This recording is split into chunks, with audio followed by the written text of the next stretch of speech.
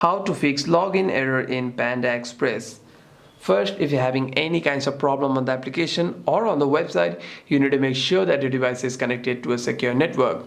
Swipe down on the control center and turn on your Wi-Fi or cellular data to connect to a better network, to connect to a network that is actually working.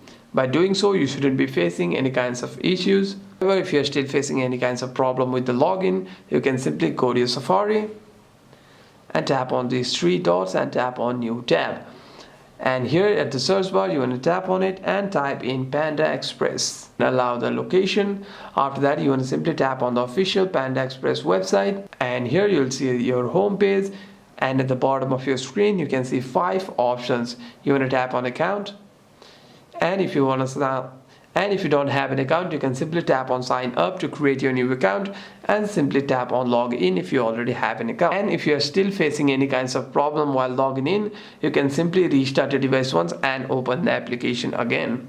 If you are having problem on the Panda Express application, you can simply uninstall the app and install it again. This video is helpful, and if you have any further questions, make sure to leave a comment down below.